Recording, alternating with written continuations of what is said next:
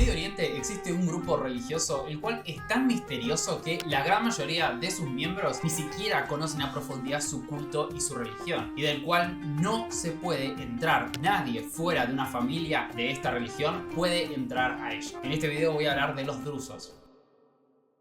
Son un grupo etnorreligioso que desciende de los árabes, y el árabe es el idioma más común que ellos hablan, que viven en su mayoría, como dije, en Oriente Medio. Aproximadamente hay 1,5 millones en el mundo, de los cuales representan el 5% de la población del Líbano, del 1 al 2% de la población de Israel y el 3% de la población de Siria. También hay comunidades numerosas en Venezuela y en Estados Unidos. Su origen es bastante interesante, honestamente. Surgen en el califato fatimí. Este califato, la religión era el islam chiita de la rama ismailí. Entre el año 996 y el año 1021, este califato fue gobernado por el señor al-Hakim. Y este culto nace cuando un grupo de teólogos dentro de este califato comenzaron a creer que al-Hakim, que era, como dije, el que gobernaba, era una persona que conocían, era una divinidad, no que era un enviado de Dios, que él era una divinidad en la tierra. Entonces, de ahí es cuando se muestran los cimientos de este culto. Obviamente a un montón de teólogos de ese momento esto no les gustó y le parecía que era una blasfemia contra el Islam, pero aún así este grupo de personas siguió y pudo hacerlo porque el propio al-Hakim, que era el que gobernaba y terminaba decidiendo, pareció no molestarle esto. Es decir, que existe este grupo de personas que lo consideraran una divinidad. El principal de ellos, el señor Hamza, que se considera fundador de este culto. En los primeros años, se cree que surge para el año 1017, ya había una cantidad generosa de personas que seguían esta línea, este culto, e inclusive tuvieron conflicto interno en el cual se peleó Al-Raisi con Hamza por el liderazgo. Pero bueno, Al-Raisi es asesinado solamente 3 años después, en el año 1020. Algunas fuentes dicen el año 1018, probablemente por orden de Al-Hakim, que le caía mejor Hamza. ¿Por qué menciono esto? Porque el nombre druso proviene del nombre de esta persona, de Al-Raisi. De esa palabra viene la palabra druso, aunque ellos no se llaman a sí mismos como drusos. En el año 1021, Al-Hakim desaparece, probablemente fue asesinado, y ese mismo año Hamza desaparece. Desde ahí en más, para los drusos era imposible mantenerse en el califato fatimí. Esto es porque al no gobernar más al-Hakim y haber un nuevo gobierno, los drusos comenzaron a ser perseguidos en todo el califato. Entonces estos grupos tuvieron que escapar de Egipto, que era la gran parte de este califato estaba en Egipto, tuvieron que escapar y escaparon a las zonas que mencioné antes, a partes del Líbano, Siria e Israel, territorios obviamente de los países actuales. En ese momento no eran nada de eso, y especialmente en zonas montañosas. Ellos formaron comunidades, y acá hay algo que tienen que conocer sobre esta zona del mundo, que es que es bastante diferente a lo que nosotros estamos acostumbrados. En partes de, por ejemplo, el Líbano, Israel, Siria, Jordania o Irak, hay comunidades, es decir, ciudades o pueblos que suelen ser solo de una etnia. Por ejemplo, hay varios pueblos juntos que son drusos. Al lado tenemos varios pueblos que son musulmanes chiitas, y así. Entonces esto es muy común. Entonces estamos hablando de no que fueron a ciudades grandes, sino que formaron sus propios pueblos y sus propias comunidades, por ejemplo, en las montañas del Líbano. Esto hizo también que de alguna forma estén aislados, porque es una característica que ellos tenían, el estar aislados del resto. Los drusos en el año 1043, o sea, solamente unas décadas después de haber nacido este movimiento, prohibieron que cualquiera entre en el culto. Se prohibió. Ya nunca más nadie se iba a poder transformar en druso. Es decir, ya nadie más iba a poder entrar en su religión. Y esto hasta hoy en día. Por lo tanto, se cree que la gran mayoría de los drusos que existen hoy en día descienden de ese grupo de drusos que existían para el año 1043. Esto es gran secretismo. Esto es increíble porque no es muy común. La mayoría de religiones buscan tener más adeptos, como es el caso del cristianismo o el islam, pero inclusive en religiones donde es más difícil meterte o convertirte, como es el judaísmo, aún así se puede. Acá con los drusos no se puede, nunca se va a poder ser druso. Y otra particularidad que tienen es que el casamiento fuera de la religión está fuertemente desincentivado. Por ejemplo, si una persona que es drusa decide casarse con un no druso, eso es para bastantes familias drusas como una traición tanto al culto como a la propia familia. Por eso miles de drusos van a el Líbano literalmente a buscar pareja, porque por ejemplo estos drusos viven en por ejemplo, no sé, cualquiera, Ecuador, donde no hay muchos drusos, entonces tienen que buscar otro druso para casarse, porque así lo dice. Si vos sos druso y te casas con un no druso, dejas automáticamente de ser druso. Por eso este culto pierde adeptos cada vez más, no solo por la tasa de natalidad, sino porque el simple hecho de casarte con un no druso te saca el hecho de ser druso, y obviamente tus hijos no van a ser drusos. Tienen que ser padres de 2 personas drusas. ¿Cuáles son las características de la religión? Bueno, para empezar, obviamente es una religión abrámica monoteísta. Es más, ellos se llaman a sí mismos los monoteístas. Como dije, ellos no se llaman drusos, que proviene del nombre de uno de sus fundadores, sino que ellos se llaman los monoteístas. Y es muy secretista, como dije. O sea, la verdad que es un secreto muchas de las cosas que ellos creen. Bastante de el grueso de lo que ellos creen nace por el señor Hamza, ese primer creador de los drusos. Él escribe textos religiosos y la mayoría de su pensamiento nace de él. Y se lo considera una mezcla del Islam, el cristianismo, el judaísmo, tiene cosas de la filosofía griega y además creen en la reencarnación. Que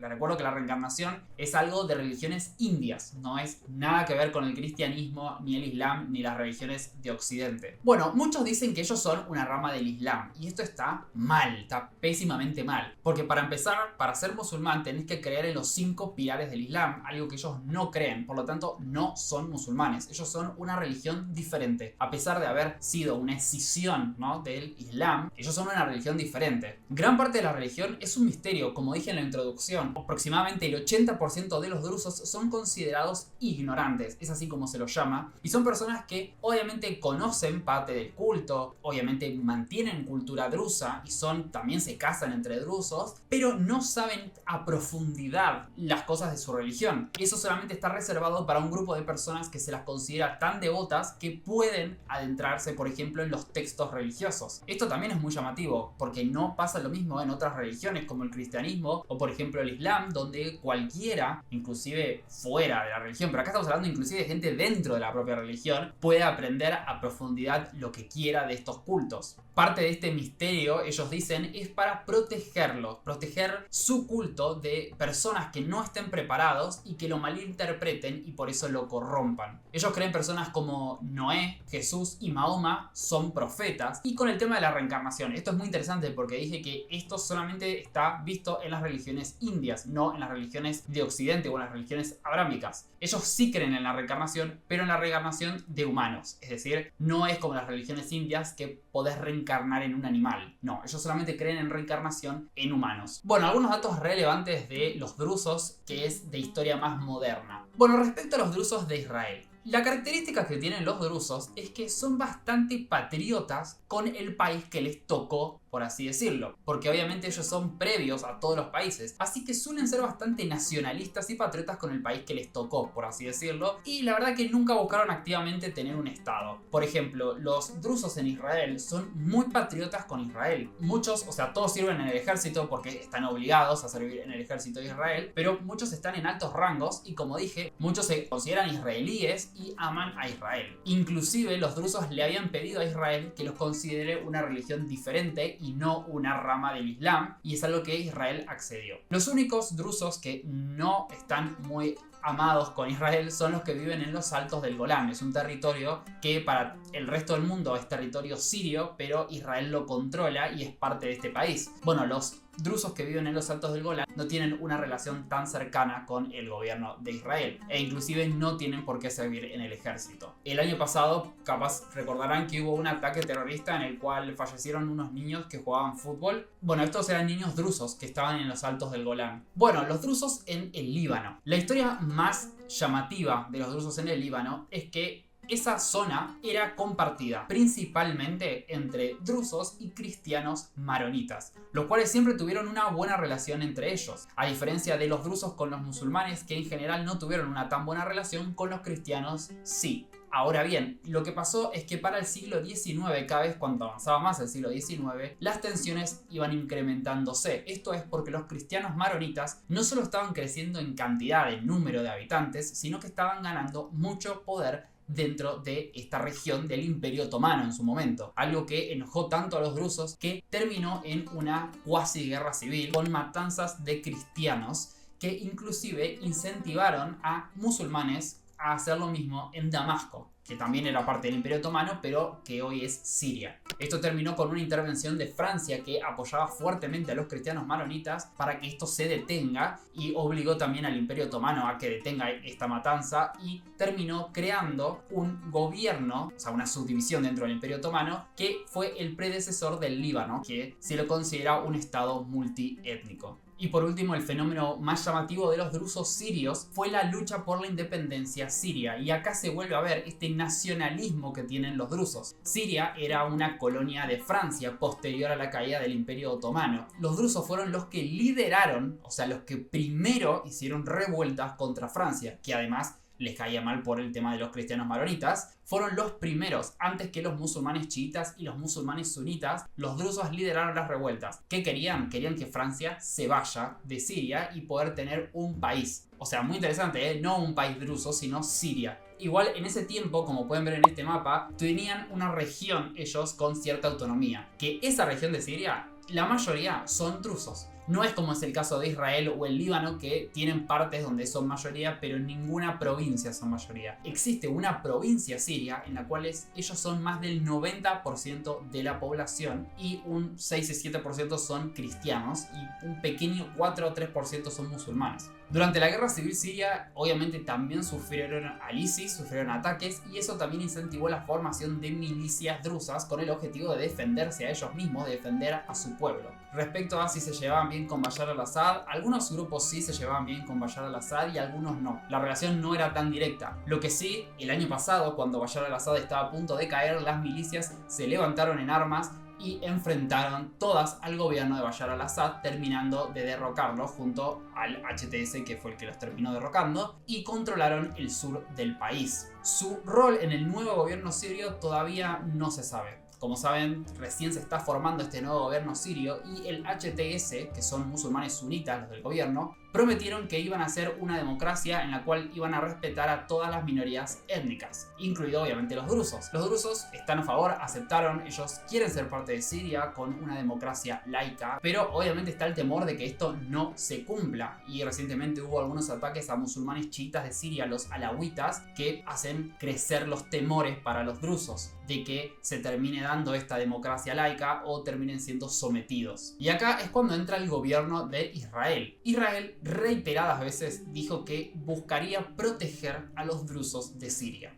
Pero los drusos de Siria no es que amen tanto a Israel como si los drusos de Israel, justamente. Entonces, en repetidas ocasiones, muchos drusos que viven en Siria dijeron que Israel simplemente los quiere usar, que los está usando para poder someter al nuevo gobierno sirio y poder controlar el sur del país. Pero bueno, obviamente hay algunos drusos que sí están a favor de Israel y otros no. Esto depende, pero muchos no están a favor. No es como que unánimemente están a favor. Israel, el gobierno, dijo ya varias veces que si el régimen sirio lastima a los drusos de Siria, iban a lastimar al régimen, y que el gobierno de Israel estaba obligado a proteger a los drusos sirios por los drusos israelíes. Es decir, para proteger a los hermanos de los drusos israelíes iban a tener que proteger a los drusos sirios. La verdad que, como dije, esto no se sabe qué va a pasar porque es todo muy nuevo, no se sabe en qué va a terminar el gobierno sirio en sí, así que hasta ese momento no se va a saber nada. Lo que sí es que hace unos días, en la última semana de marzo, un grupo de religiosos